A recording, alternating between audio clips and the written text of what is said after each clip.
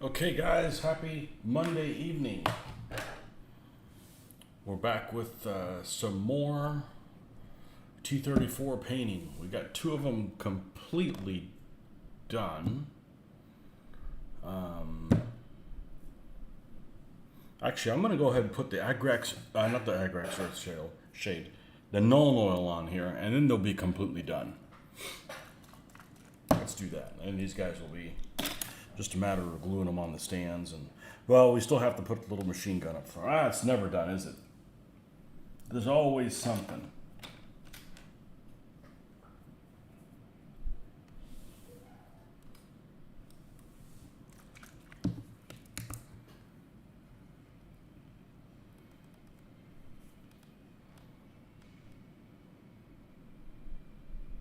Always something or another.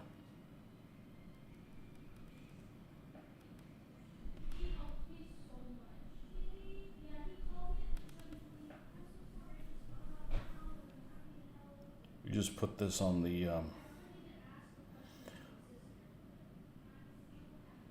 intake here for the engine. Makes it pop out nicely.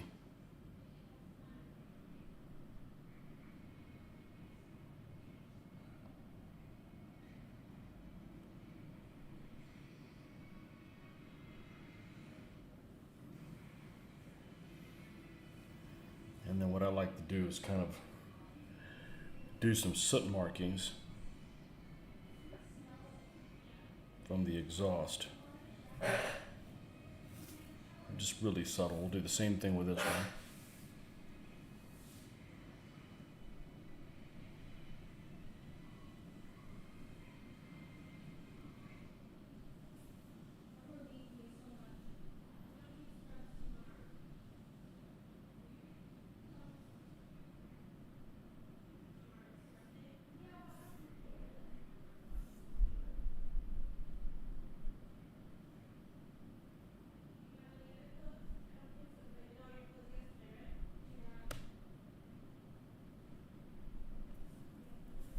And we'll do the same thing. Let's put some below the exhaust pipe there. It's not even that noticeable. Okay. I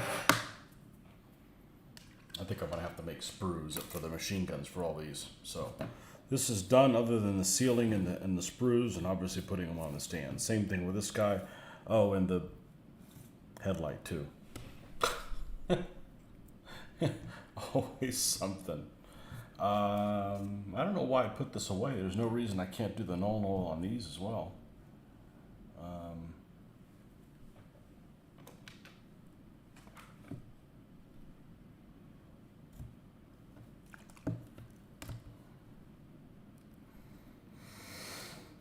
Well, I got home today. Took care of some things I wanted to take care of while we had daylight. And I had impulse bought something over the weekend on Saturday morning, very early, and I got it today. It's crazy. So I did an unboxing video of it. It's being processed right now. I'm not sure how long it'll take. Maybe it'll be ready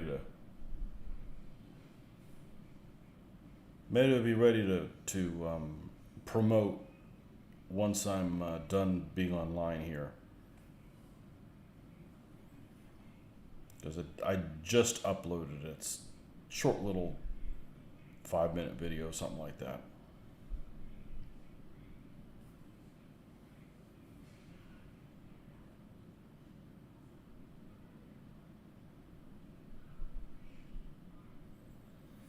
That's crazy to go and order something on a Saturday morning, and Monday evening it's here. And it was by USPS, which tend to be the most incompetent generally.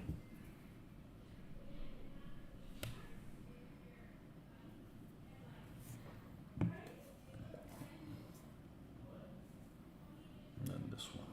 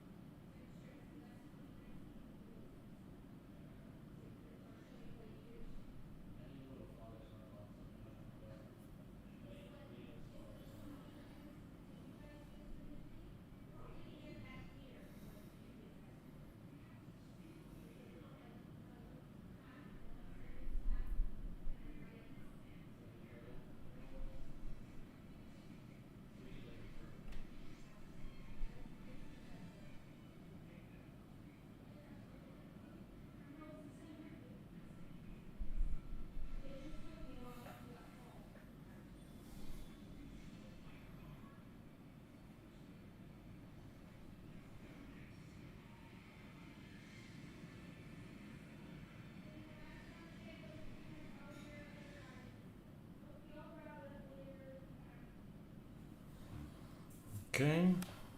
And same thing with the exhaust down here.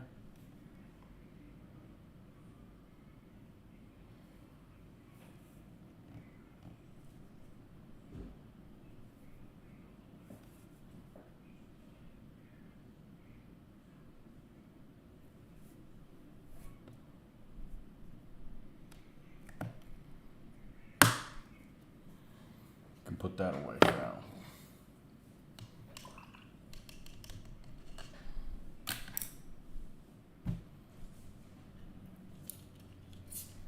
I think I'm just gonna have to, before I go any further along, I need to have a little bit of coffee because this isn't gonna cut it. I'm already like drained. Be right back in a moment.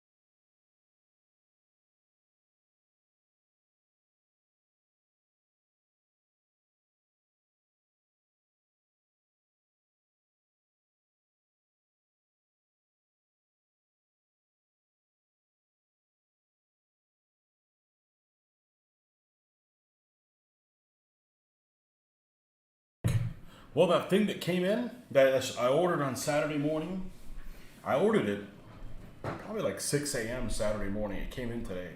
That's crazy. I just shot the video, the unboxing video, and we're gonna mess with them. We're gonna build them live. I'm sure you'll appreciate it as a model builder.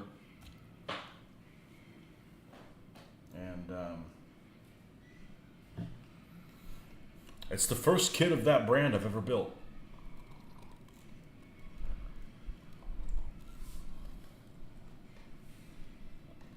Of course, when I knew about them, when they first came out, they only made 1/35th scale stuff.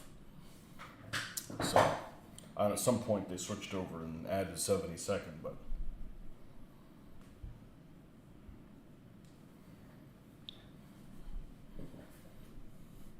crazy fast. It's crazy. It is. It's absurd. It's absurd. The only other company that's out of California, Southern California, that I used to do business with a long time ago was Brookhurst Hobbies. I don't do business with them anymore because they just don't carry all the stuff that they used to. And we would order it like on Monday morning and we'd get it on Thursday. That was in the early 90s. So, you know, the time change works in our favor because you're basically ordering it on Sunday night, you know. And to get it out that same day, which I guess is what they're doing, these folks got it out the same day. They got it out on Saturday. So, we will see. Cute little things. We should have them built by the weekend. But we're going to finish these, then we'll go to that. I like this hopping between the Soviets and the Germans. Do some Soviets, do some Germans. Do some Soviets, do some Germans. So, all right, this guy got a log to paint, a box of dirt, and where's the other one? Some wrapped up something or another, and then a log here, and then the 2 tank commanders. So let's get our log on. It's nice when people do a good job, just like the old times, just like the 20th century.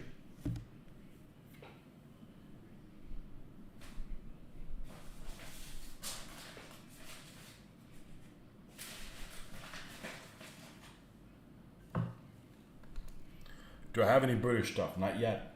Okay, so let me tell you what I have British stuff. I have a Firefly by Britannia, which is complete.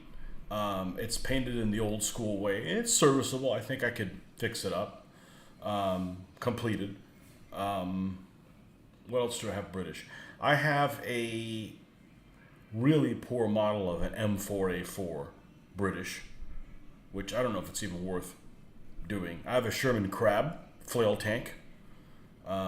It's built and prime black, just a matter of painting it. What else do I have British? That may be it. Oh, really? You're gonna start with me? Insolent lid. I got a Humber. I have a Humber Scout car that has a turret permanently attached that I got from the flea market from that estate sale. I don't know that I want to do anything. I may make it a wreck, but I'm not going to get bogged down with trying to make a wreck and making it look good and then not getting anything done. I'm kind of trying to do the path of least resistance. If something's like really easy to do, like these T-34s, they're easy to do. Bam, knock out 4 of them, move on. That's 4 that are knocked out. So, and I'm really liking the Soviets because they're not that boring. You don't have to make them all the same. That's all the British stuff that I have. I have a lot of British troops. I have a lot of British troops. I have a Churchill Mark 7 an Airfix one that I'm probably never going to finish building because it's missing a track. And it's 176, so it's not very impressive.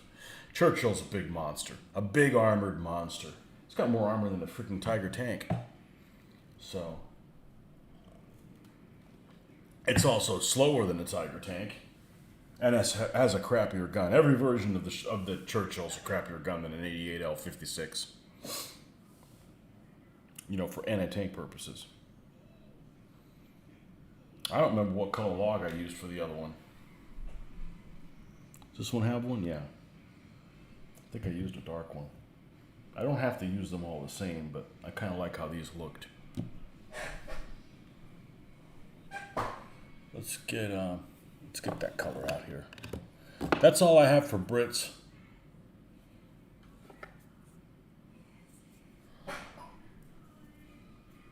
I have a lot of British infantry for Europe.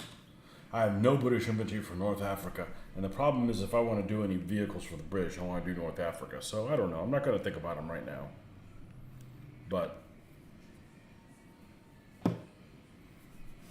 I think if I do British in Europe, I think Italy's the place to go. First 1/35th scale model kilt I built when I got back in the hobby was the Tamiya Cromwell. Hand painted that sucker and even won a model contest at the old hobby shop before it closed. Yeah, hobby shops. Remember those things? I was never a fan of the Cromwell. I just don't think there's anything that it did that the Sherman couldn't do better. Mine's probably faster. That's about it. Lower profile. It's more reliable. Sherman was very reliable. You say whatever the hell you want about Shermans. I am not a Sherman hater. The only knock about Shermans is people just aren't imaginative when they build them. Because they can certainly have a lot of personality, especially as they get customized by the crew. And in North Africa is an excellent tank.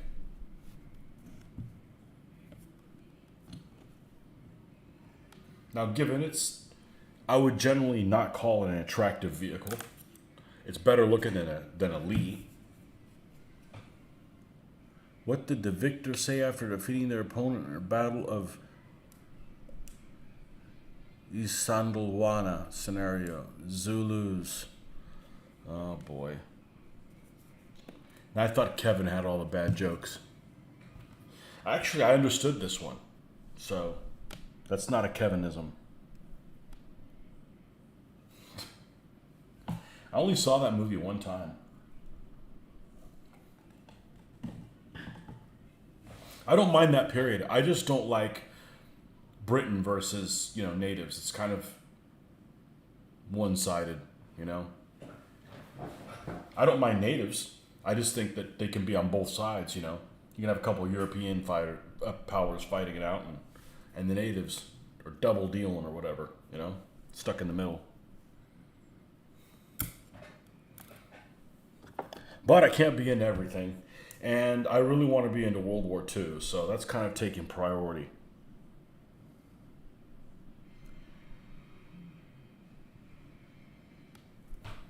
Over everything else.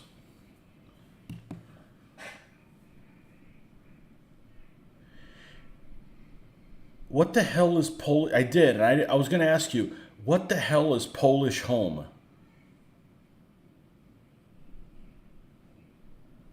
You're the only one that decides on discoherent jokes. Lying rampant. Yeah, what the hell is Polish home? That's just weird. Is it like a Polish restaurant or something? It's just a poor name. You know, businesses. I think the people that own businesses is admirable. I think it's a very difficult job.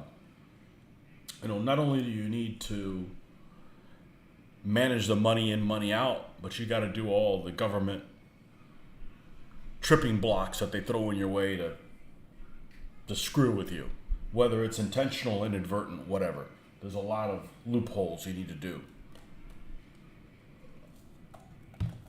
But the easiest thing to do in owning a business is giving it a meaningful name.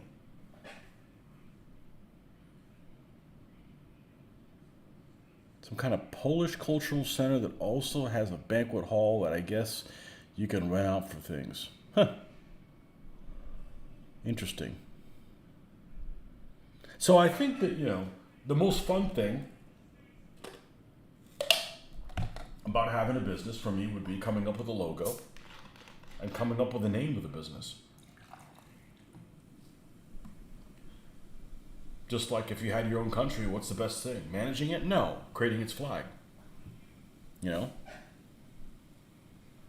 So, sometimes there's just businesses that are like not very well thought out. There's a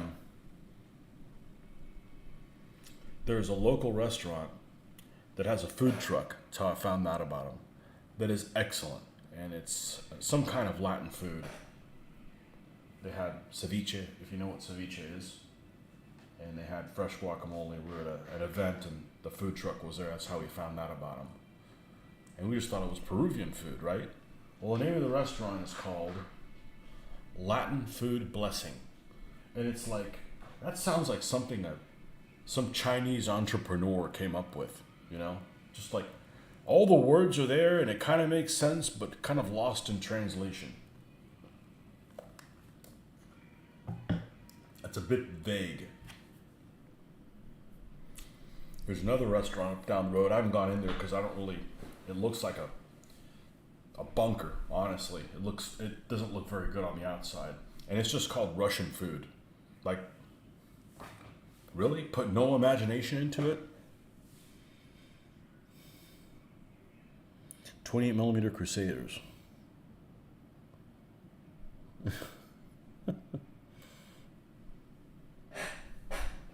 We don't have Polish people here. That's not true. Randy's Polish, so he claims. I don't know what kind of a last name Collins is Polish, but maybe he's half Polish. That's what he says.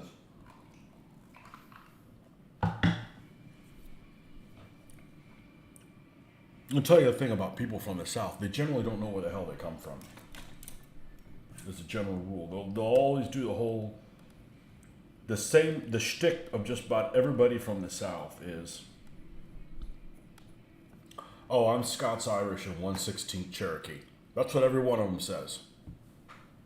Well, I got news for you. I'm not Scots-Irish, nor am I 1/16 Cherokee. No one that breaks the mold.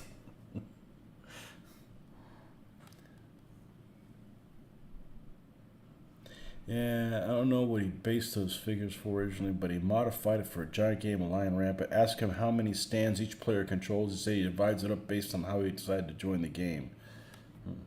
I'm planning on trying it with DBA basing. I don't know that it'll work. Unless I absolutely hate my experience at Recon, which I doubt it because I played the game twice and I liked it. I think I'm going to try to play. It's a Crusades battle that he's doing. I think I'm going to try to play Muslim because I've always played the European type knights. So just to be a little bit different.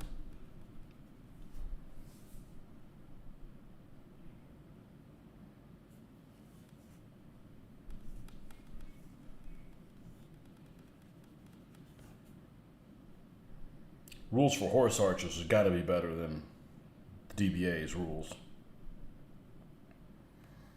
for horse archers.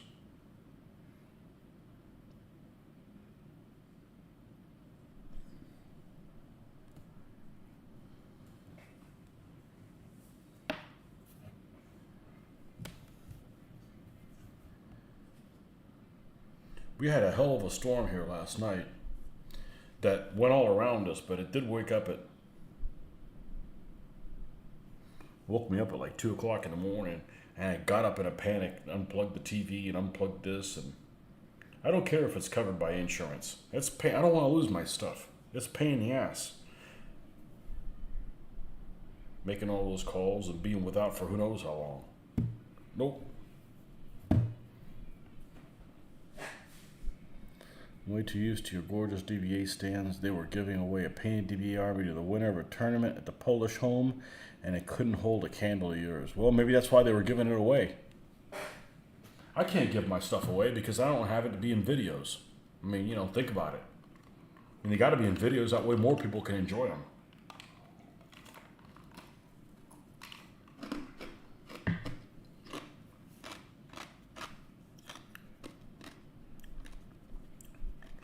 Now, I'm going to tell you,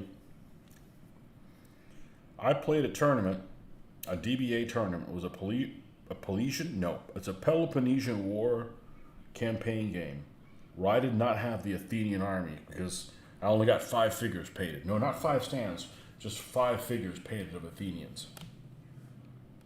Why? Because I didn't have a show like this to you guys keep me on track.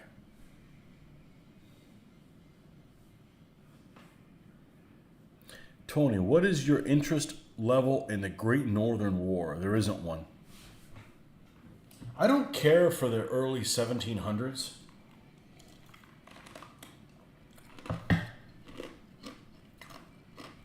Now I'd play it if you put on a game of it. It's not that I'm not interested in playing it. I'm not interested in like painting them. I feel like both sides have the same uniforms. They're just generally, tricorns or whatever. And, facings and shit like that is slightly different. It's not different enough for me to gravitate towards one or the other.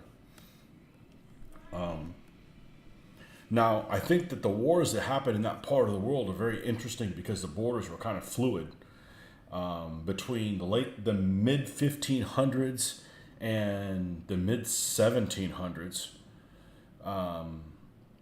Maybe 1725.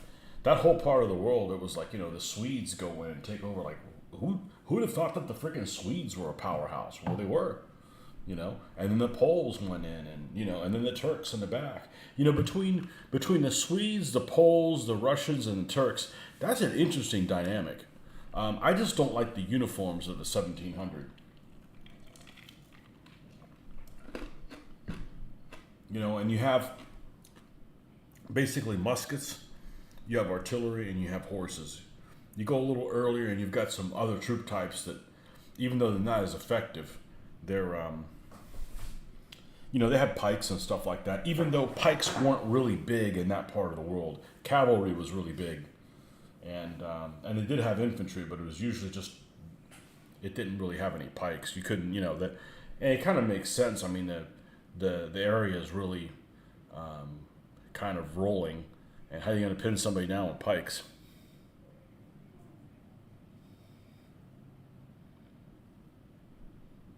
Yeah, just something about. I had thought about doing 7 Years War, because man, I could get some good looking figures for that, but I just don't want to do it enough, you know.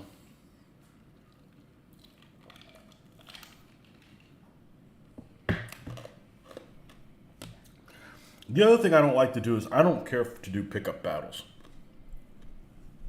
I was a little disappointed when we played Rapid Fire the other day, and it was a pickup battle. We didn't play a scenario because a scenario will make me go on Wikipedia and read what happened before and afterwards to tie it all in. If it's just made up, then I'm like, okay, once I leave there, I'm like, I don't want to read anything about it. So I prefer to do historical battles than just pick up stuff.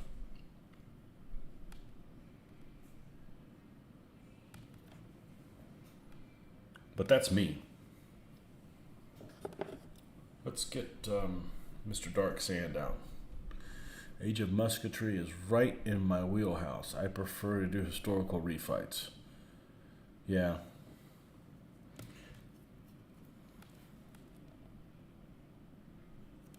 I think 7 Years War would be kind of cool. Prussians, Austrians, and Russians. That's what I would do.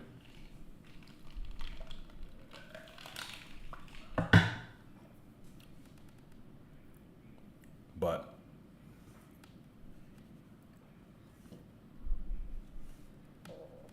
you know, the way I operate is if I'm into something, I'm less into something else, and I don't want to be less into this than I am. I don't know if that makes any sense, but you know, like if I was trying to paint a DBA army at the same time, one of the two isn't going to get done really efficiently. So I'm pretty much can only focus on one thing at a time.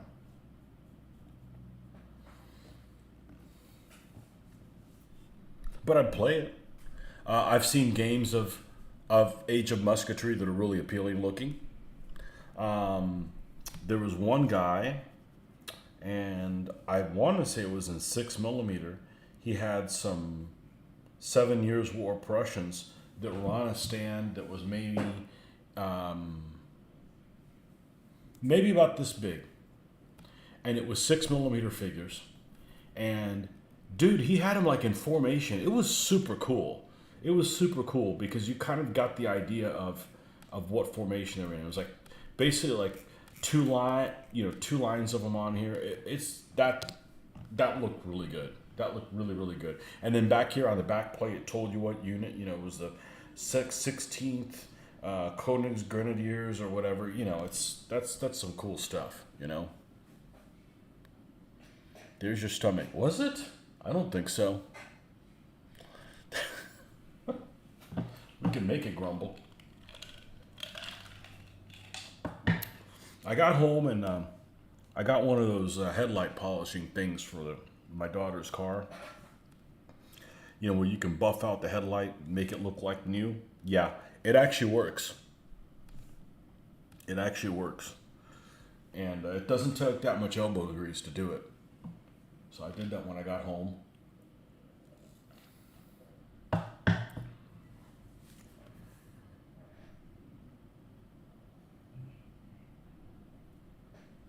It actually looks better than a new set of headlights. It's freaking crazy. You know how they get faded and it looks like they're almost like corroded or whatever. You love the look of the armies of Age of Musketry and their linear formation. It's just awe-inspiring. Look what you just posted. You posted some kind of review on chips or something like that. I haven't had a chance to check it out. I'm sure I will. You need to do like another how not to cook video. I can relate to those things.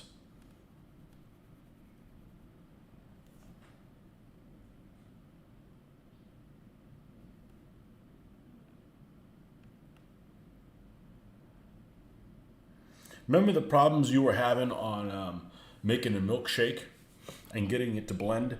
That's the reason you don't get a siphon airbrush, because you have shit like that happen, you know? What skill managers and rapid fire posts you made it? They're 15s. They're 50s. We're supposed to play again on Saturday.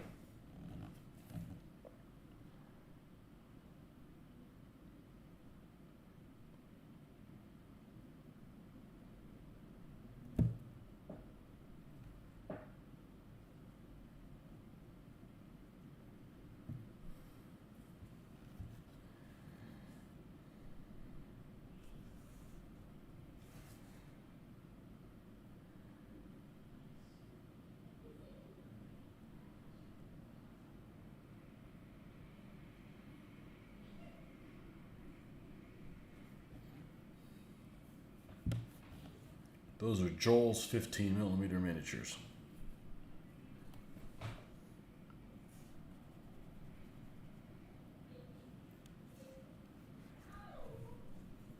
And there's some 3D printed stuff in there as well.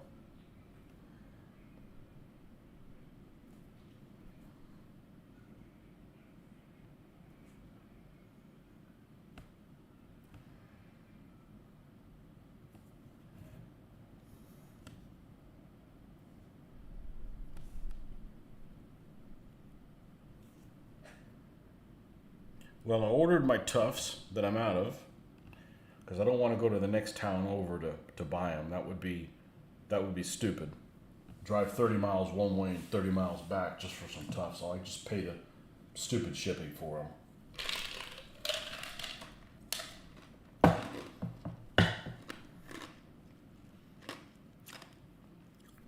Which by the time you add the stupid shipping, it's like twice the price I paid them in person. They're like $8, and I spent like $17 or something like that on them. They should be in before the end of the week. Should have them here by the St. Patrick's Day extravaganza.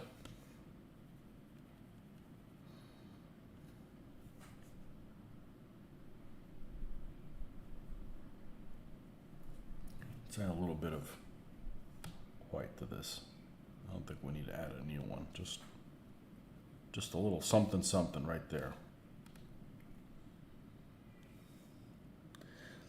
Battle of France, 1940. I'd play that.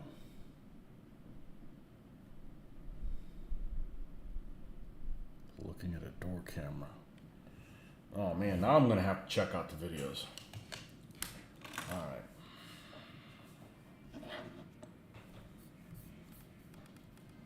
Let's see what Rick posted.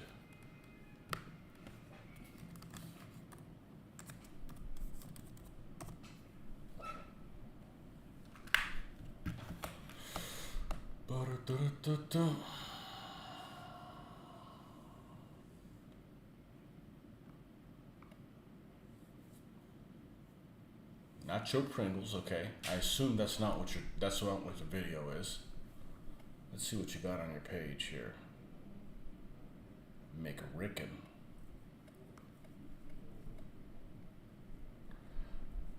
Oh, you went to a car show, that's right.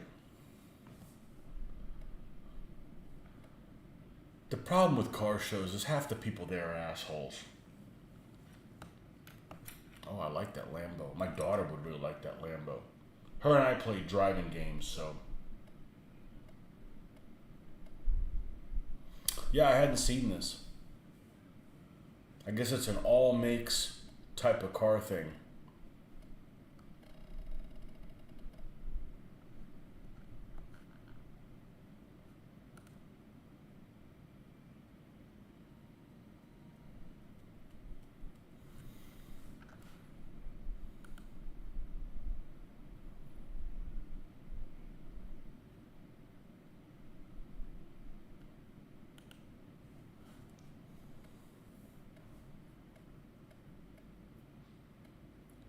Yeah, the car meet, we have a local car meet here, and I went a couple of months. I just stopped going because half the people are just assholes. You know, I have no problem seeing something cool and telling the person, hey, that's pretty cool. You know, I don't lose anything giving somebody, you know, a compliment. But some people, it's like, oh, somebody might have something that they like better than mine. F them. It's like, dude, man, come on.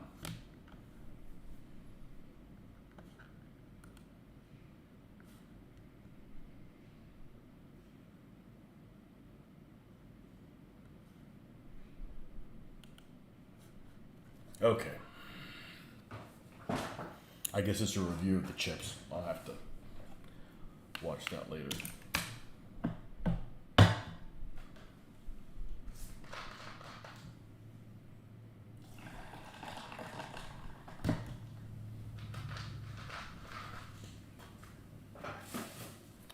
It's not painting derailment because I don't have to get these done by a certain time.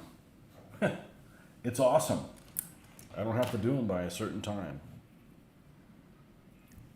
None of that derailment.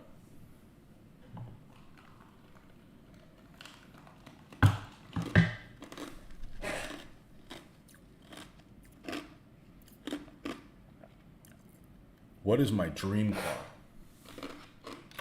Wow. Well, looks, performance, or I like rice burners. I like Japanese stick shift coupes. Japanese stick shift coupes. That's what I like. And I don't like this super stupid technology that they have now. You know, I gotta have Bluetooth.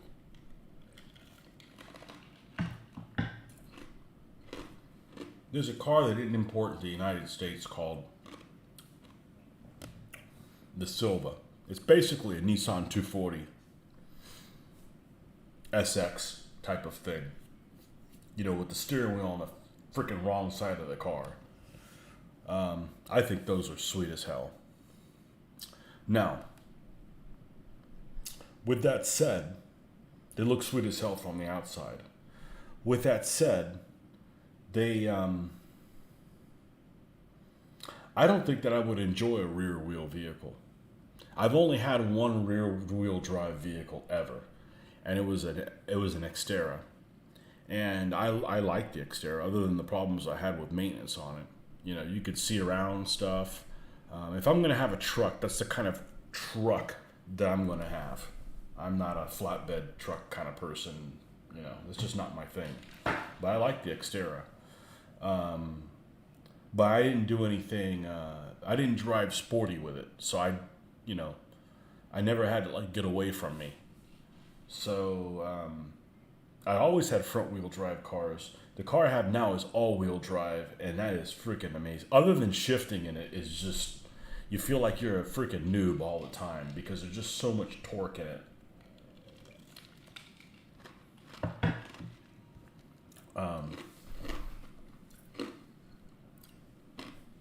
I really wanted a 240 SX as my first vehicle. I just couldn't afford it.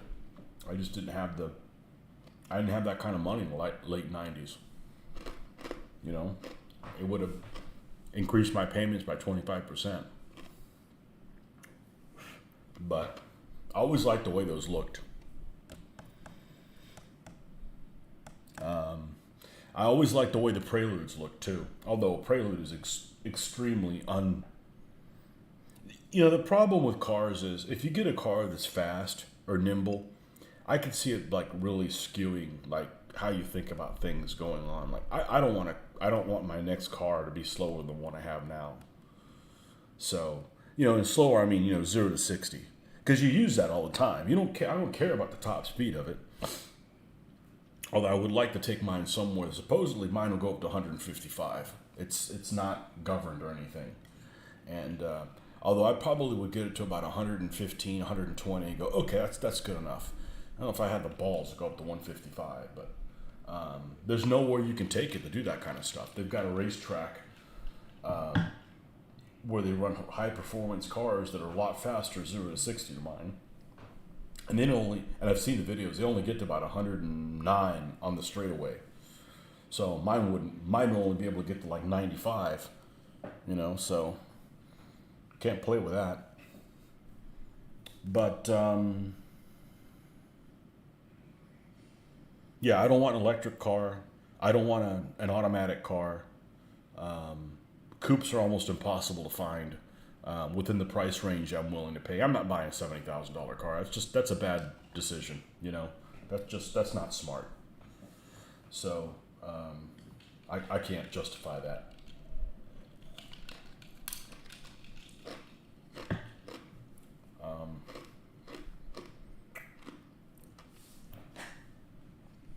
So the next part I'm looking forward to, I don't know what's going to happen. My lease has got about another year and a month, 2 months to go. So I'm either going to keep it or we'll release. But the problem with releasing is there's just nothing out there that I like. You know, we got a lot of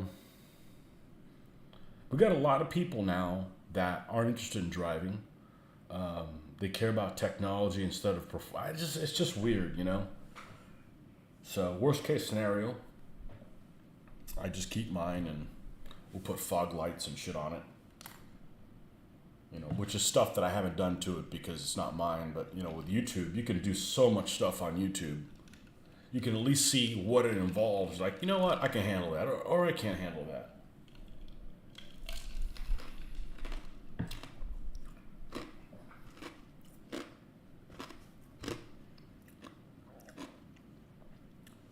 But you know, somebody would say, "Oh, don't you like the a GTR?" I'm like, "Well, first of all, that's a mortgage. Second of all, it's automatic.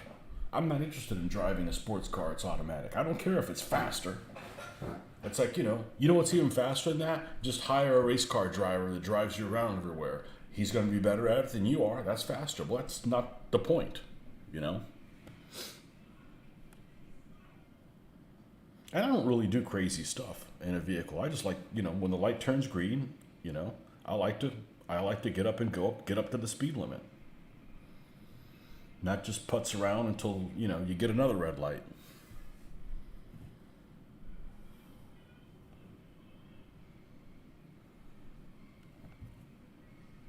But man, all-wheel drive, I could take like a 90-degree turn at like 40 miles an hour and it won't even budge. So that's a big value in my book. A big, big value. Shelby GT350 from the 60s. I would hate driving that. I'm guessing. It'd just be too wobbly, you know? I don't like those older cars. They're not tight enough, you know?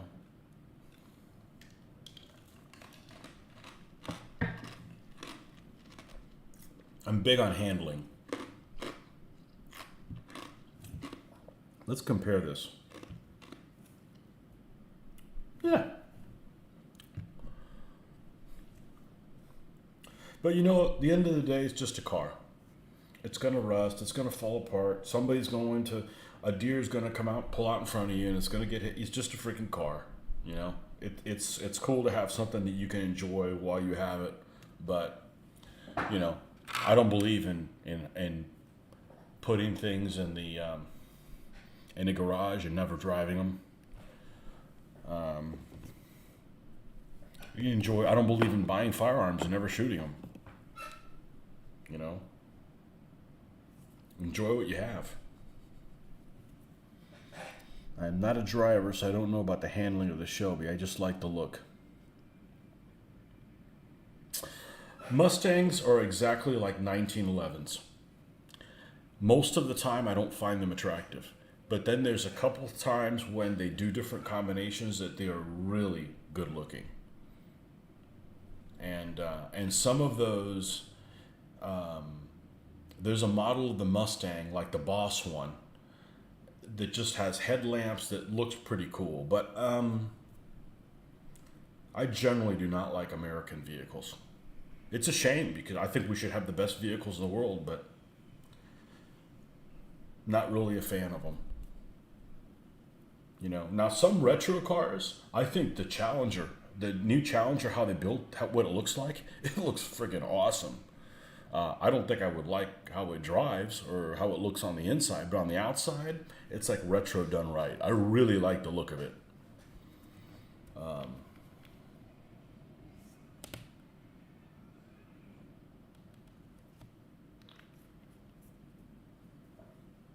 I don't know, did I answer your question?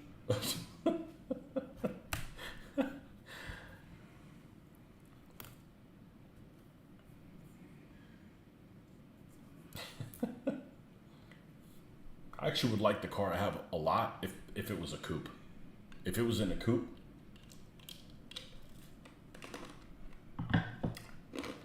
it just looks better with two doors.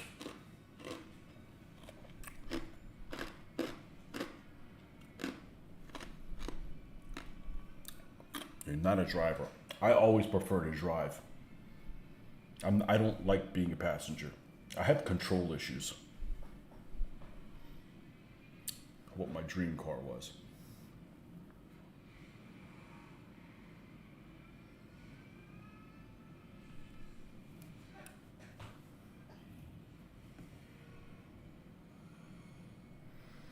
And sometimes they just don't make the vehicle that you're looking for. Or maybe they do, but it's just not in the price range you're willing to pay for it.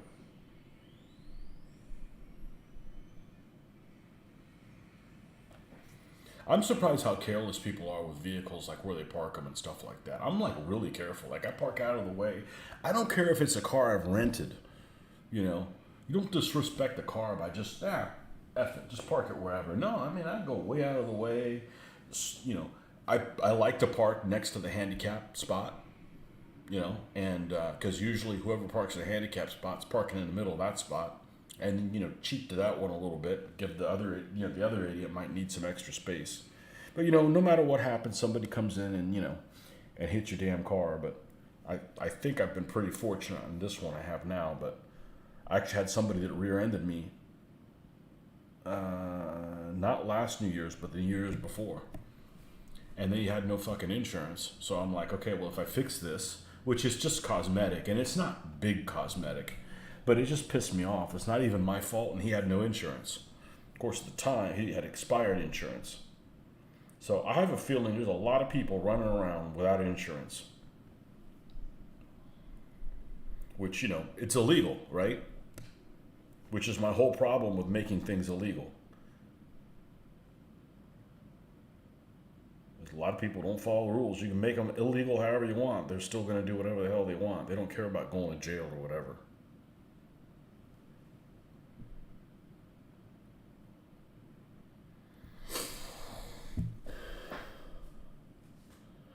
I have been involved in a number of bad accidents. I am not ashamed to say I am terrified of getting behind the wheel, especially after the last one that damn near crippled my neck. Well, look at it this way. I don't disagree with what you're saying is, but if somebody's going to get behind the wheel and drive myself, I'd rather it be me, because I have a hell of a lot of confidence in my own judgment. My judgment's a hell of a lot better than most people. I'm afraid of shit, so I'm like, okay, be careful with that. Go, road conditions are kind of wet. Slow the fuck down. Plan a little bit. I trust myself more than anybody else. We went to Colorado 3 years ago. We rented a Jeep, just a regular Wrangler Jeep, and we're on a road. It's a 2-lane road. In the foothills of the mountains. In the mountains, but in the foothills of the mountains. I forget exactly where it was. It might have been near Keystone or something like that. And we had to go back to the hotel. And it started snowing. And I've never driven in the snow. But I was really comfortable doing it because I play a lot of driving games. And I know that if you're looking to turn over there and you see it, start slowing down now so you don't make like fast turns and shit like that. There's a guy, the speed limit on this road was like 45, and the conditions weren't great, so I was under the speed limit. This guy's going faster than the speed limit, passing me, fishtailing. If your car is fishtailing, you are driving way too fast for the conditions. End of story. I don't trust other people. Especially these days, everybody's on their phone and they're doing, when I was a kid, the only problem was somebody might have been putting their makeup on while they were driving, or messing with the radio. Now they're messing with directions, talking to all kinds of people, distracted, changing. It's just like, dude, man, you need to respect, what you're doing. It's a life or death situation. You only get one. You're only allowed to make one fatal mistake. The only way I'm driving is if I am behind the wheel of a truck that sits up off the ground. I don't like being in small vehicles and SUVs that are so prevalent these days. Get Nordic a big old truck.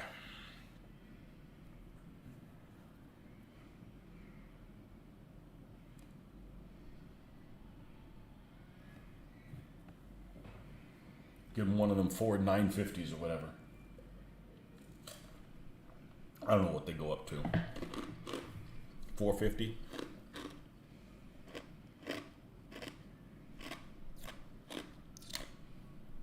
All cars need a device to automatically shut off cell phones if the car is moving.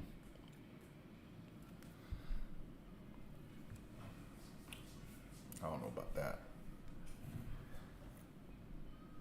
I think not everybody should have a driver's license. But then who's in charge of doing that? The government, giving them more power. I'm not in favor of that. I think we just need to go back to spanking your kids. Just start over. And you still get bad apples, but I think if you just bring back duels and get away with lawsuits, you could save all. You'd make society a hell of a lot better. I drank that coffee. Damn. Time for some more coffee. I'll be right back.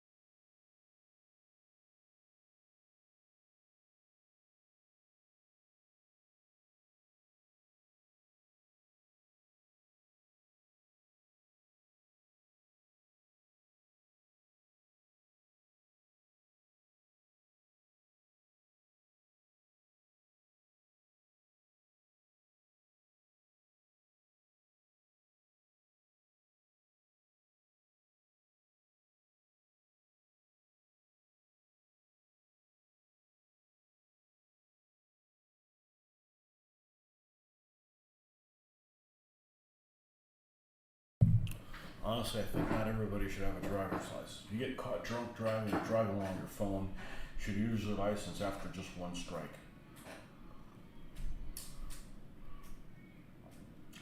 There should be zero tolerance for that in this country, but it will never happen. What about cops? Do they still get to do it? I'm not anti-cop by any stretch of the imagination, but they should follow the same fucking rules we do.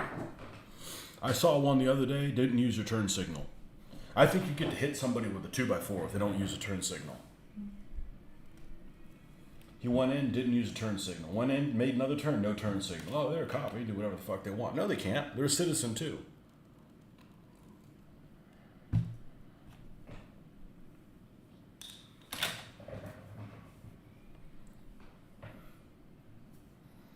Nobody's above the law.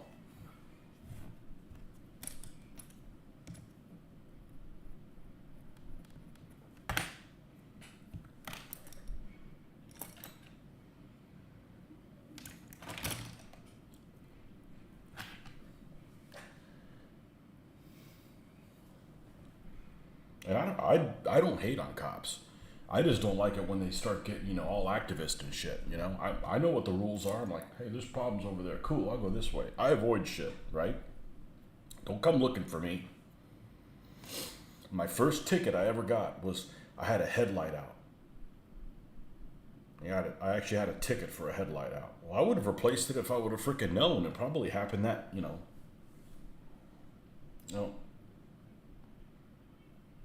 There's just not enough crime here. Too many cops.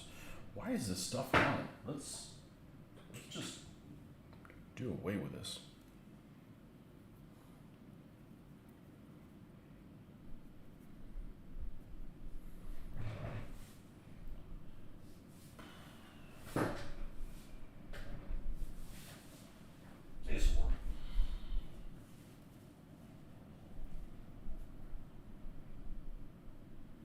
There we go.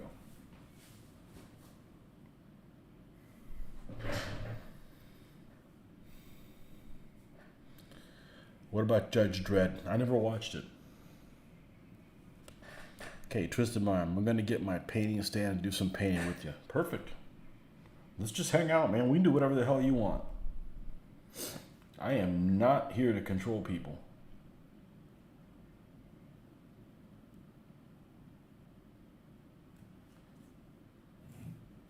I am just not interested in that.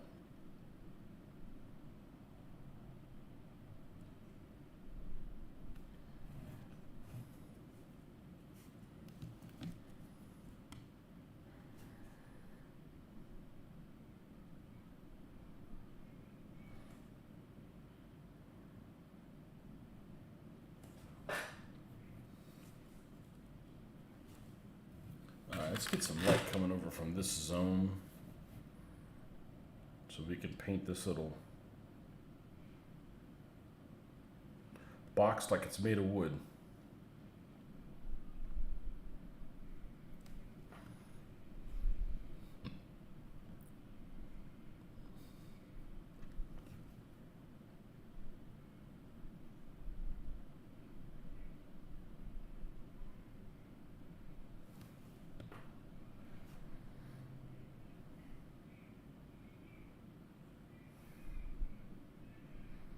So here's a question for you. When you play AWI, are you pro-colonial? Or don't really care?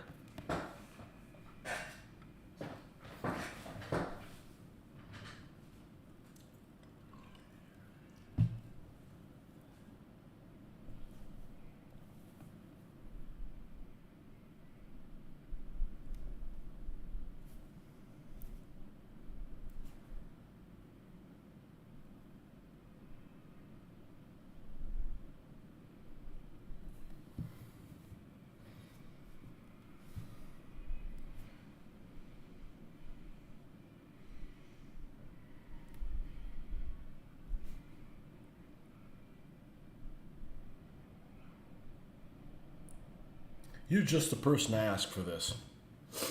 Can you recommend any good movies on the French Revolution? Anything you've seen that's not a documentary, like a movie that's, that kind of gets your appetite, kind of whets your appetite. Anything you can recommend? You're an Anglophile, so I like the British, but I don't care one way or the other, to be honest. I'll play both sides. Okay. Yeah, I generally don't like rebels of any kind. Generally. I certainly don't like pirates. But I don't like corruption either. I hate corruption.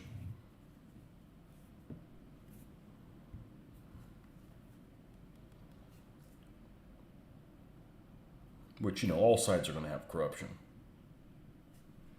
Any recommendations on movies on the French Revolution? If there's anything out there.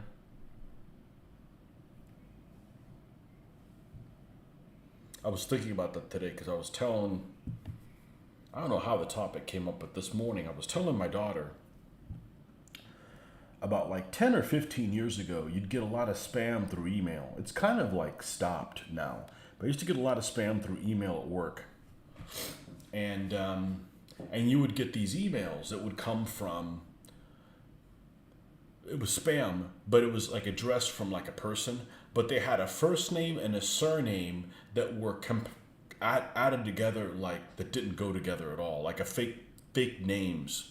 Like one of them would be, an example I used was Robespierre McGillicuddy.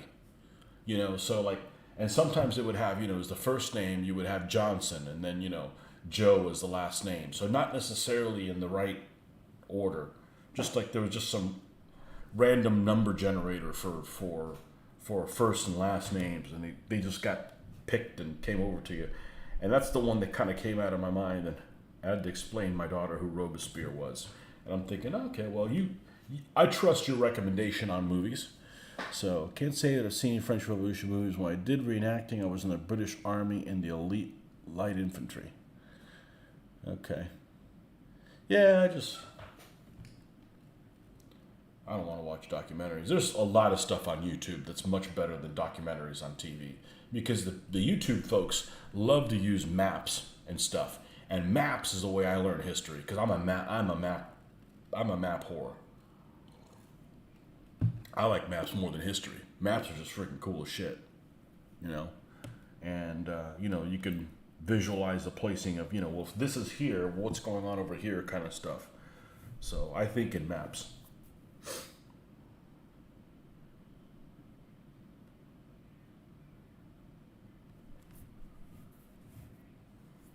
Robespierre McGillicuddy.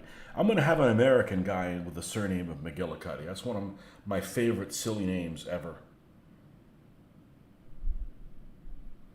I don't know what will make him.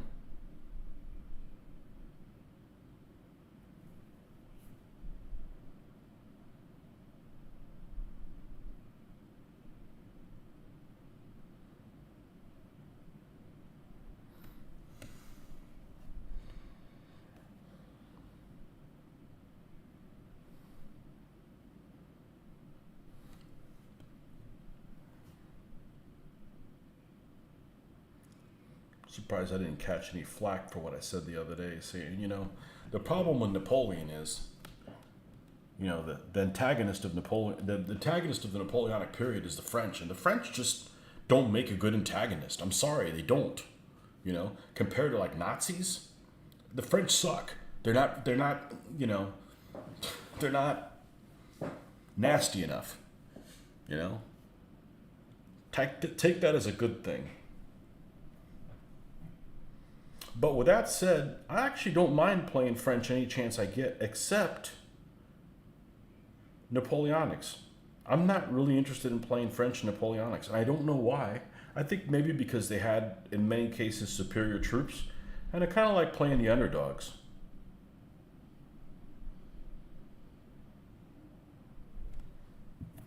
Not that I dislike the French.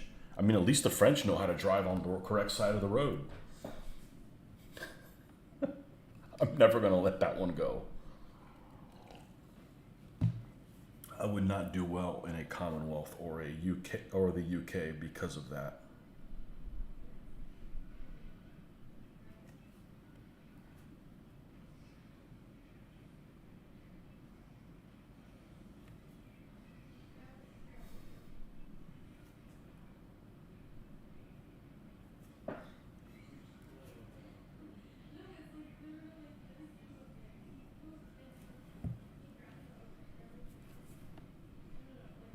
What I am really surprised though is every time I've mentioned video games on here, none of you guys play the same kind of video games I do. And that's okay, but I'm just kind of surprised that nobody's like, oh yeah, it's a great game.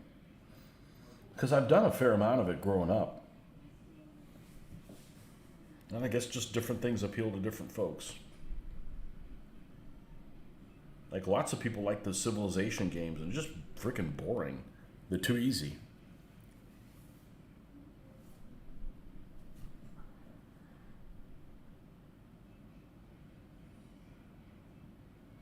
And they don't take the place of this. It's just kind of in a different enhancement.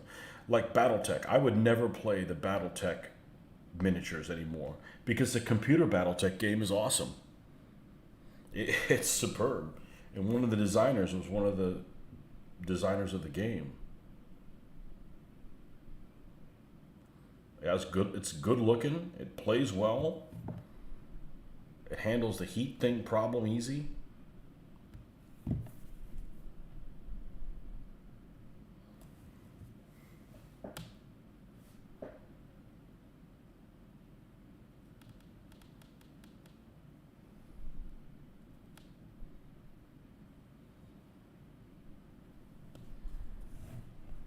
Thought that was really strange when we did that video way back when, and we were talking about who your favorite generals were, and Mitch's friend Joel said he didn't have any. But that's very strange not to have a favorite general. It's not like they need to be your hero, because I really don't have any heroes, because just about everybody's flawed, and I figure, well, most people are probably more flawed than I am, so why am I really following after them? But I'm like, okay, so what people do you like to read about? Is there certain like leaders or something you'd like to read about their history? He's like, no, not really. I'm like, that's a little strange.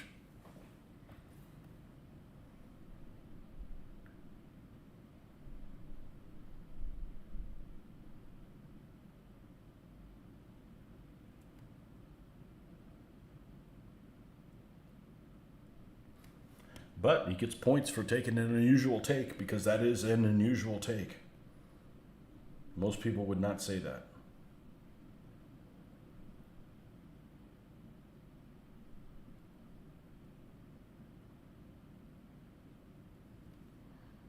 Oh yeah. I love making things out of wood that aren't.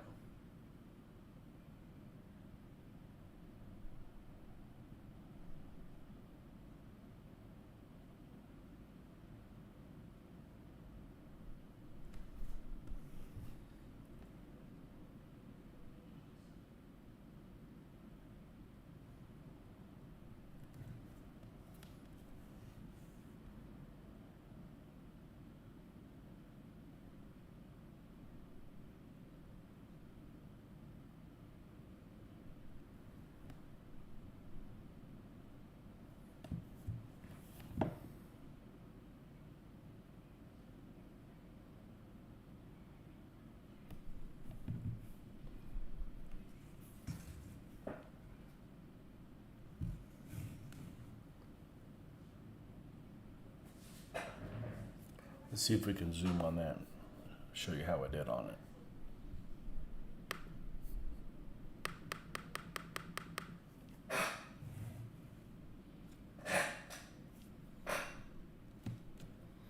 Ah, yes, the bitching chair.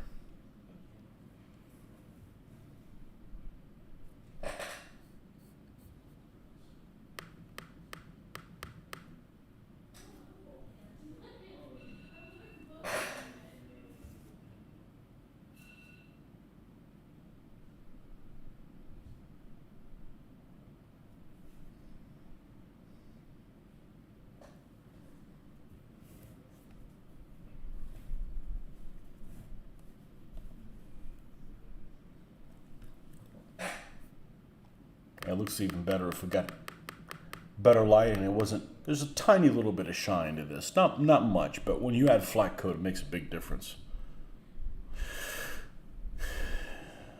Written down the colors used for the red coat. I never painted any red until I painted my first DVA army, my feudal Spanish army. And I used red and it was like, well, this is kind of cool, painting things in red. Satisfying.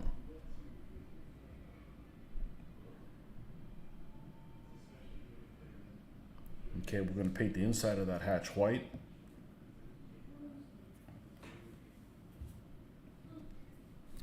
You hear voices in the background. Yeah, there's the kids are in the other room. Yep. Yeah, a couple days I'm going to have the house to myself for about 5 days, 4 or 5 days, so won't have none of that, those distractions. You'll be able to sleep at night. All right, let's get some El Whito.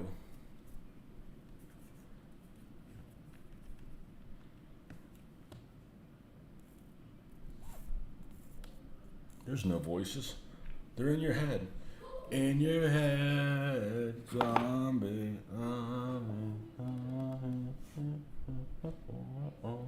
Okay, that's it. That's enough of that. I'm not a singer. Nor do I want to be.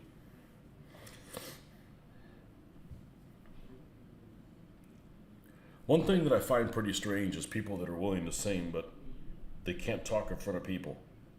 Like, whoa, that's weird. Like, I'm not going to sing in front of people. You're welcome.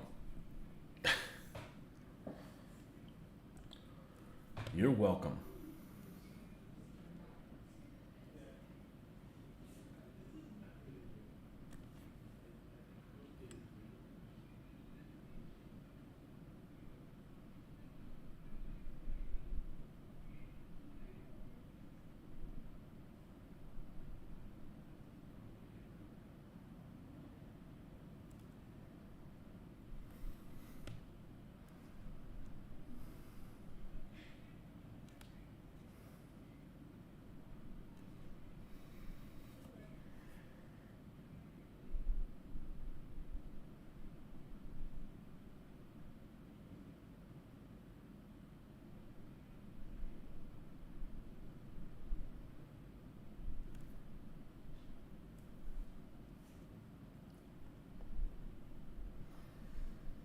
It's about all the singing you'll get out of me. My daughter had a friend growing up that loved to sing, and she wasn't good at it.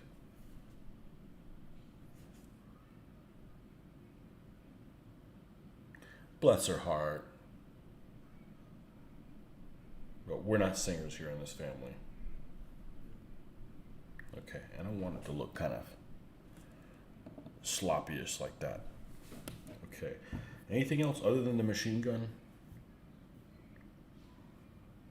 I think this one's done. Obviously, we need a tank crewman for that. What do we got on this one? We got a logo and the inside of the hatch. Well, we have the inside of the hatch color here, so let's go ahead and knock that out.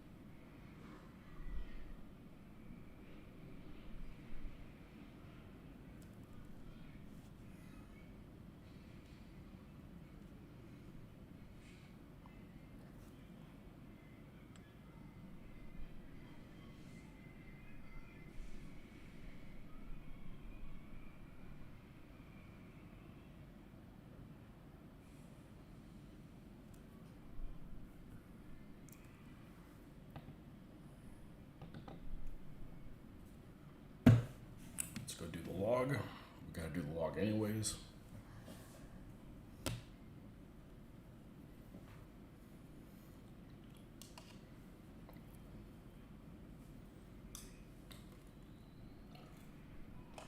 Have you airbrushed this polyurethane primer? What's it called? The surface primer from Vallejo? And if you have, what'd you thin it with through the airbrush? I didn't thin it with anything. I just ran it about 50 psi, or tried to keep it about 50 psi, and kept it moving, and it worked pretty well. It's already pretty thin. I didn't want to. It's just thin and goopy.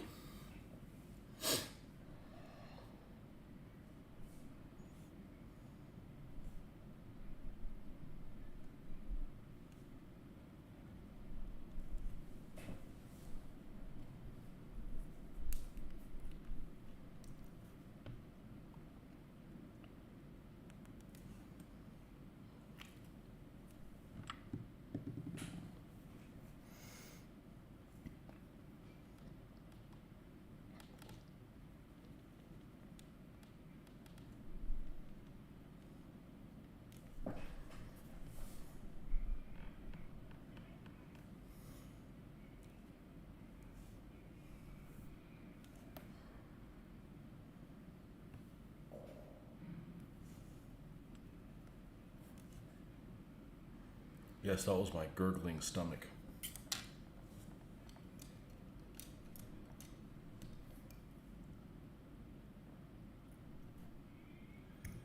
I had a really productive evening today.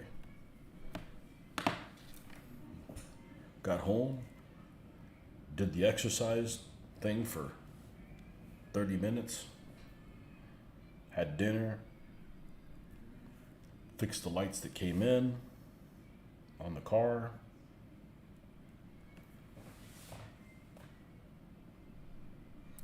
You haven't used airbrush thinner. Okay, so it works okay with the surface primer? That's good. That's good, because I still have plenty of it. I've got, well, I don't know about have plenty of it, but I don't think it needs very much.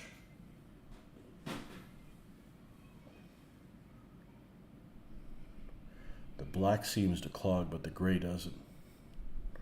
It didn't clog much on me. Halfway through, it stopped working. So what I did is I pulled the needle out to where it was almost like I was using it in single action only, and that's fine because it's self-leveling anyways. And honestly, it could use to go a little thicker than regular paint. However, I was pleasantly surprised that I thought I was going to have to do a lot of touch up, and I didn't. But then again, air priming these 4 tanks took an hour. But I made it a point to get from all the angles around the wheels, and I would rather take longer and not have to redo something than rush and have to go play catch up. So I've been really happy with the airbrush. So we're going to slowly work our way into using it for other things. I'm going to try to do some spray camo with the Dunkelgelb base and see how that works. So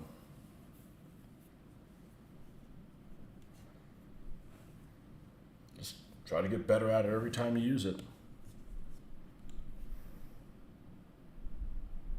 I'm not fighting with it to clean it, and I'm not fighting with it to keep it operational, so.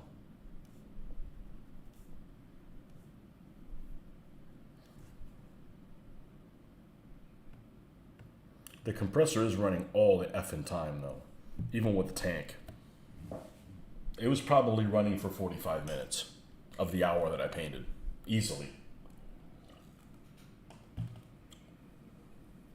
I'm also not letting it catch up. I'm like,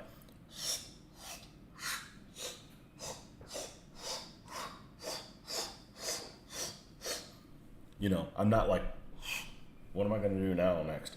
And I feel like there's a little bit of a rush so that the paint that's in the cup doesn't dry and I have to do a clean out. Not that I'm necessarily in a hurry, because it's actually a pleasant experience. And it's really nice that it has zero smell. That's super pleasant.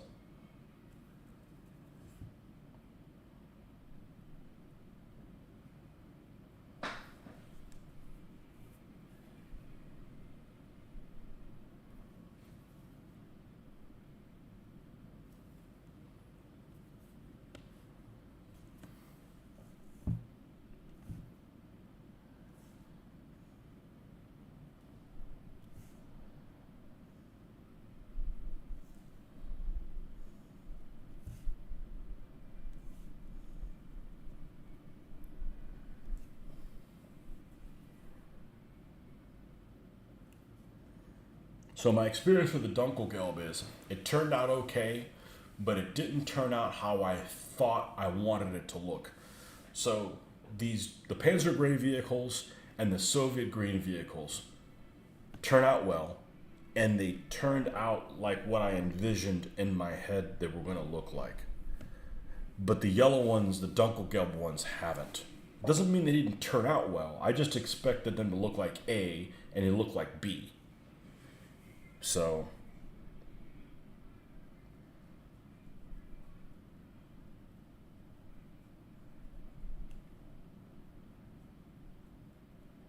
we'll be doing some experimenting with that.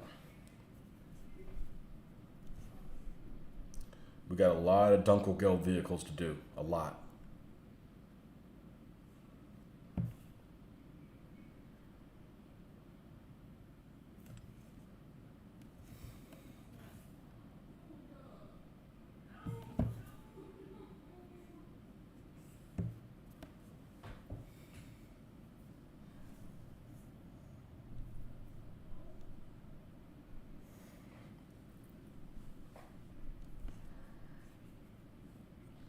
But I wish I had myself around when I was getting into the airbrush to talk to myself about what not to get. Like I'd say, don't even bother getting a siphon.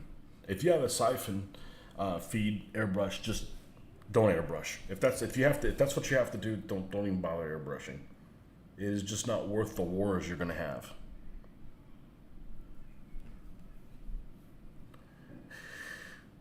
Really don't like Dunkel. Yeah, but you have to admit sometimes it looks better than others, right? Like I like it when it's a little bit more creamy looking than, mustard yellow.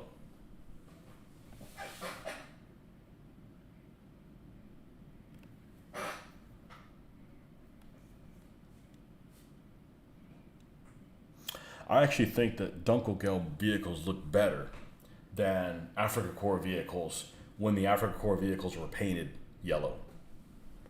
I like Afrika Korps vehicles as gray and just dust the living crap out of them. I don't really care for how they were painted. And I don't know why, because I like the British stuff a lot in the desert colors. Yeah. Well, I prefer Panzer Gray like you do. And most people are not like us. Most people prefer Dunkelgelb. I had a friend of mine that was doing models at the time, and he loved doing German stuff, and he liked all the Dunkelgelb things, and he didn't understand why I liked them in Panzer Gray.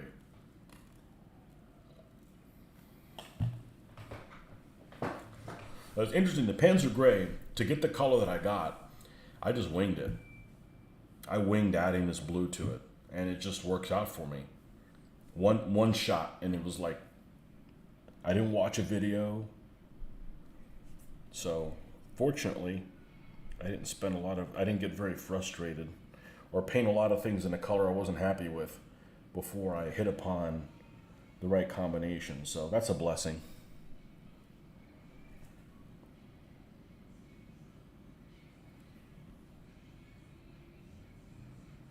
I don't like the German trucks in Dunkelgelb.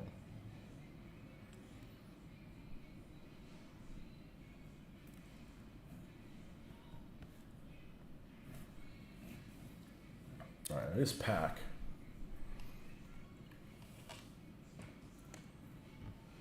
Let's see what the Russian uniform color looks like.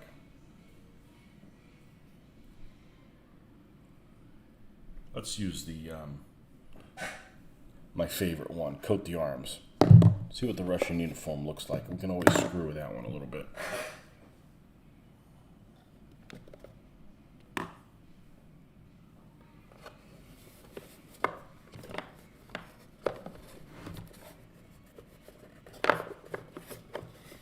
Yeah, it's a tight fit in here. That's field drab. That would work. We'll do field drab.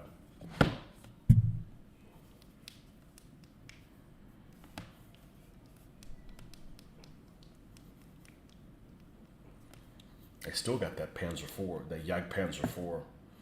We're gonna do. I may decide to actually put some unit markings on them, but I don't want to go out and buy unit markings of them. And some of them you can't really do. Like you can't do the. I really like the unit marking of the 116th Panzer Division.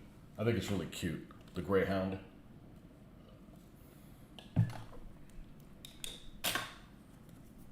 But I wouldn't want to freehand that.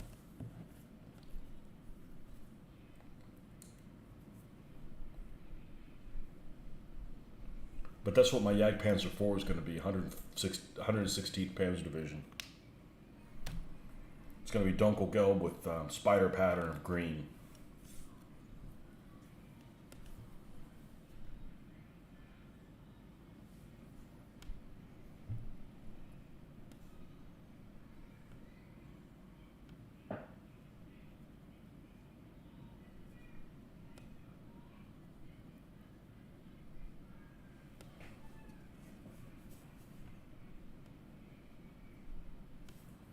No, we got to go darker than that. Where is the black? There you go.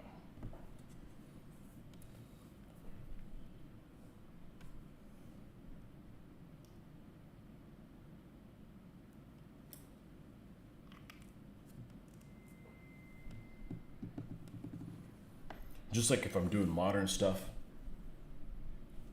I hate that they painted M1s and leopards in the same 3-color camo. They're just boring. It takes away, personality from it. We're model builders and war gamers. We're not practical. Just takes their individuality away from them.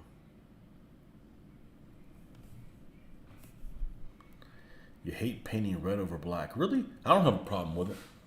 But then I usually, the way I paint is I mix some black into the red and then just layer on up. And by the time you're working with a full red, you've got a background you're not fighting, It's already not difficult to cover with it. Yellow's the one that's the bitch. Yellow and orange are just incorrigible. I mix them with brown. But those are always very transparent. I don't find the reds transparent at all. Using Vallejo or somebody else?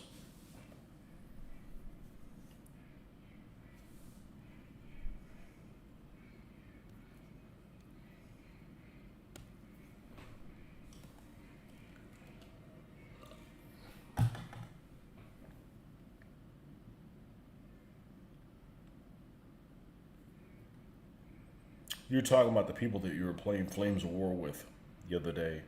How they were always using the elite stuff. I hate people that play like that. It's boring. It's okay to have your favorite stuff. It's okay for your favorite stuff to be the Super Troops. But you gotta play some BT5s and stuff. You gotta play crappy things so you can appreciate the better things being better. If all you do is run around with the best stuff ever, you can't appreciate how good it is.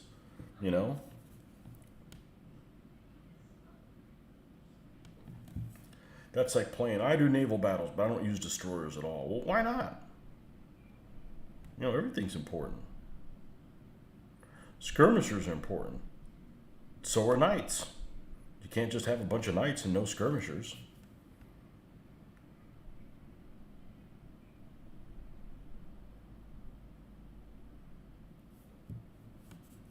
Vallejo red. I think all of them are pretty. Probably the one that I have is probably the most transparent. Is One's got, I think it's called Aramanth or something like red. That's kind of an orange one. But all the other ones are pretty solid.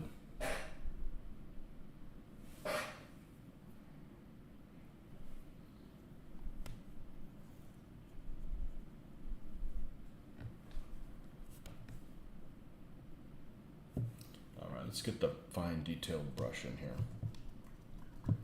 This thing's seen better days.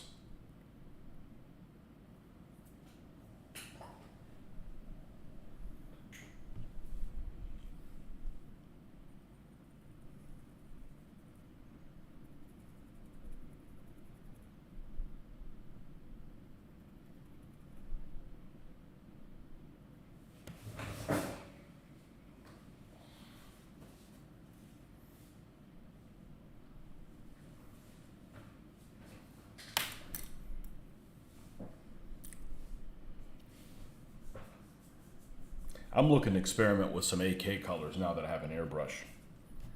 But they're a pain to dry brush. You know, they're not made for that. This means I got to be more, finicky with it.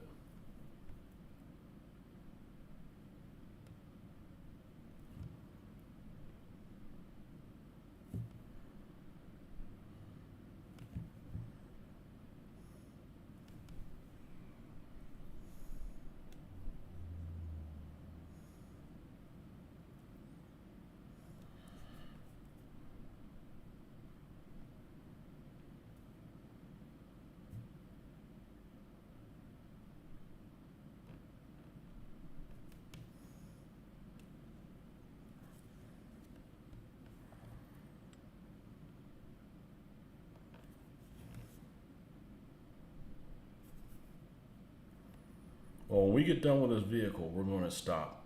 I'm not going to work on the tank crew tonight. Which means I got to finish this little sack. And then we'll do the headlights on all four of these. And then that's it for tonight.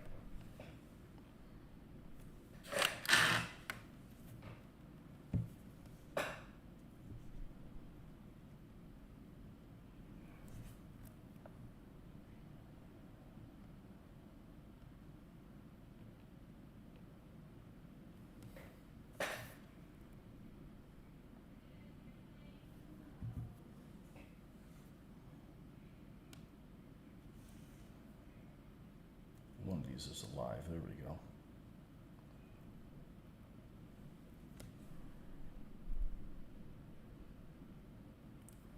Oh, not enough.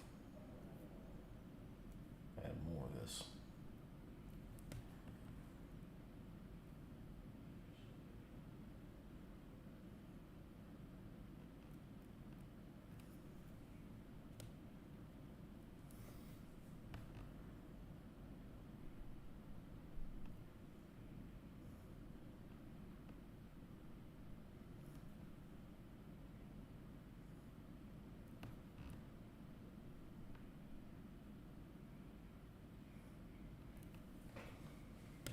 Think you need to start over with AWI and dry brush white over that black and see if that helps the coverage of the red.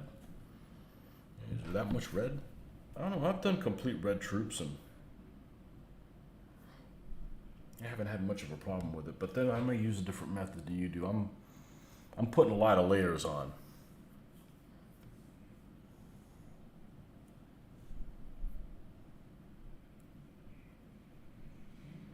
I still do. When I was 15mm troops, I'll paint one guy all the way through. Just in case I don't like how they turn out, I didn't do 24 of them the wrong way. Even though that's never happened, but it is peace of mind. Knowing that I didn't piss away. I can't in any way add water to the red Viejo paint because it's just not covering at all. It's starting to bother me. You tried using the airbrush thinner, a little bit of it? Yeah, if it's not covering without thinner, then with thinner it's going to be worse. Every time.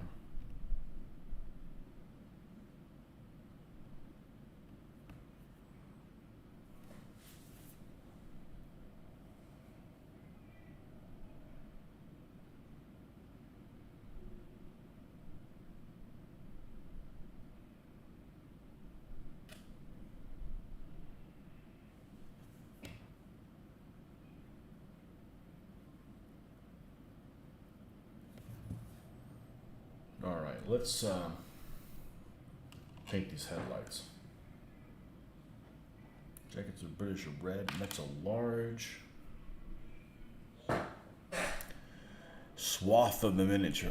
Yeah, I don't know if I want to or can paint the layering method over as many troops as I work on at once. Yeah, it's tedious as shit. I tell you, after painting all the Romans, it's tedious as crap.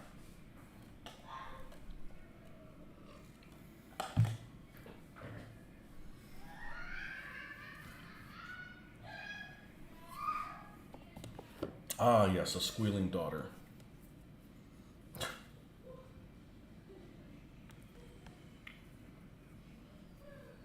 All right.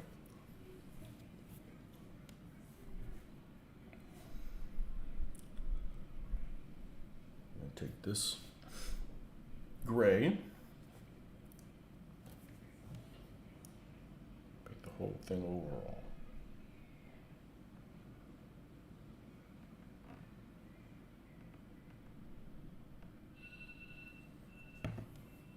God, they keep setting off these alarms, timers.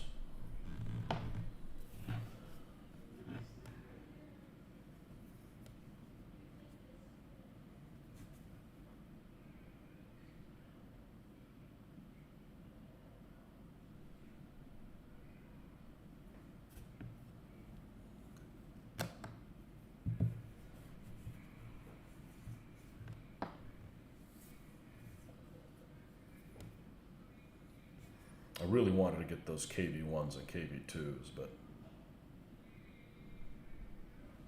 make a really cool KV2.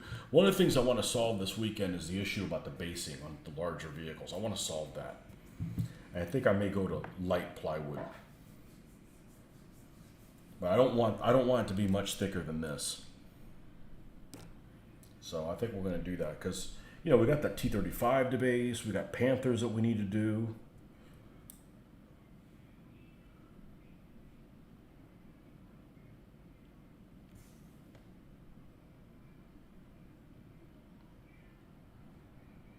What was it about the Blue Moon that you didn't like? I think some of their posing is kind of awkward. Now, the medieval Blue Moon, yeah, I think is really good, you know. But they have kind of cankles, you know. They're kind of thick in the ankle department.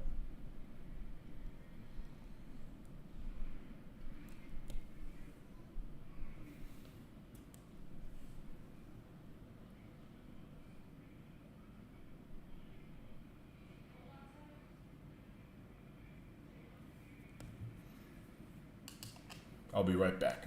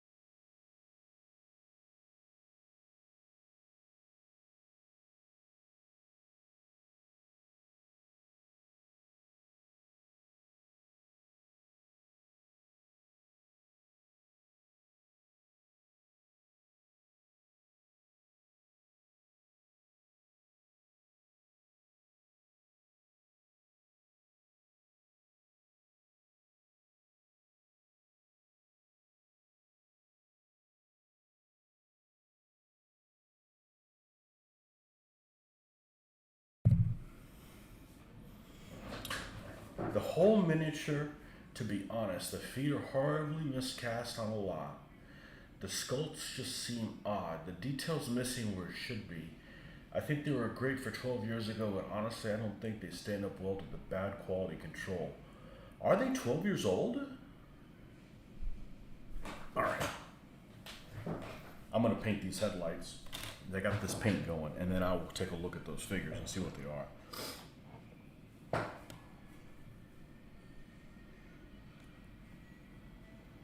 I believe you. I mean, I've saw some of the poses that are like kind of like Essex that are like, what's that guy doing standing like that? Like, that's a hard pose to keep up for a while.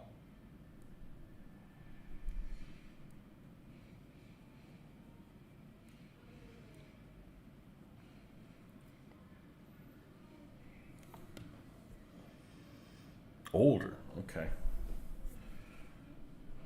I thought they were a relatively new company. Well, okay.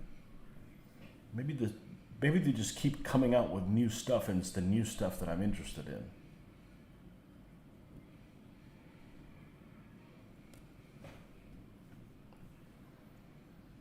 It's okay. There's a lot of sculptors out there.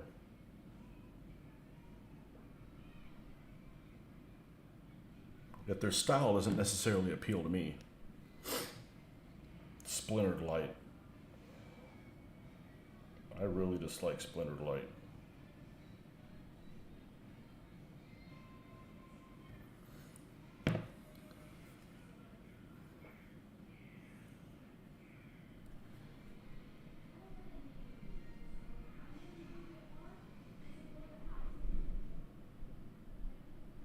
Okay, let's take this, lighten it up a little bit more.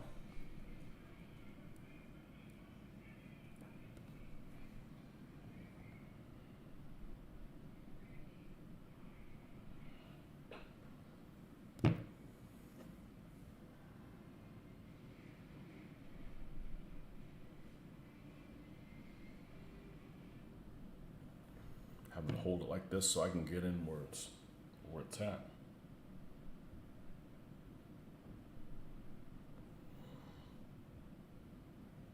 Unusual for me to be painting not on the painting table but up from it.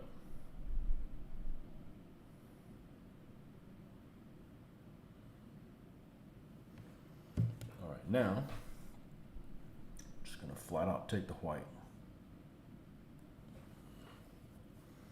One little dot up here. Boop.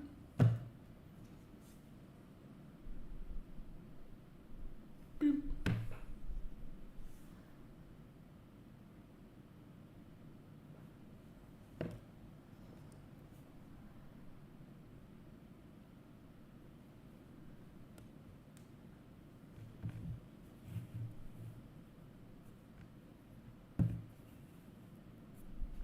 And with the exception of the machine guns, which we got to make the sprue,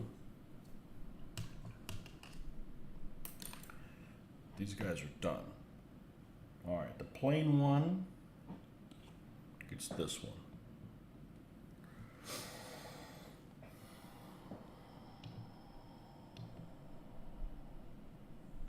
This is the other one.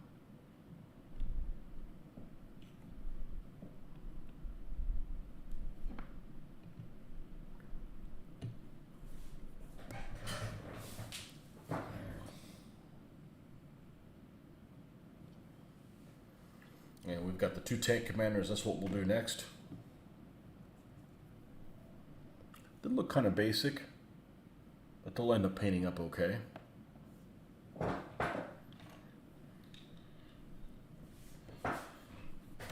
let's see. You said Blue Moon, huh? Let's take a look at that.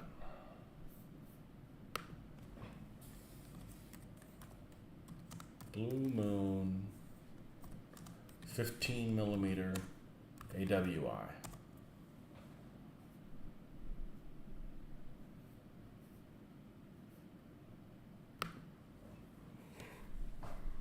Ugh. 15 millimeter Blue Moon manufacturing. Oh, this isn't their site. This is the UK one. Bastards. Okay, it's under the Old Glory Miniatures, maybe? The one that has all the pictures here is American War of Independence. All right, let's look at some of these guys.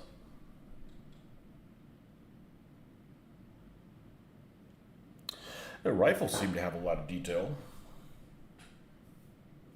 Continentals and rifle shirts.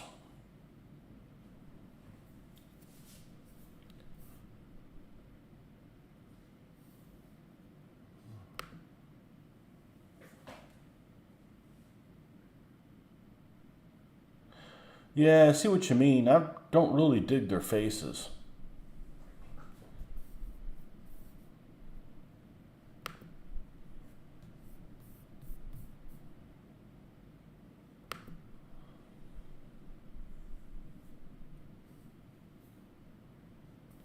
Yeah, these British infantry cut-down coats, round hats. They're like in weird poses. They don't have very good faces. Yeah. It doesn't look like it's the same sculptor that's doing the medieval Blue Moon stuff. Because those guys actually have pretty decent faces. Yeah, that's hard to decide, whether you want to continue on with them or if it's more trouble than it's worth.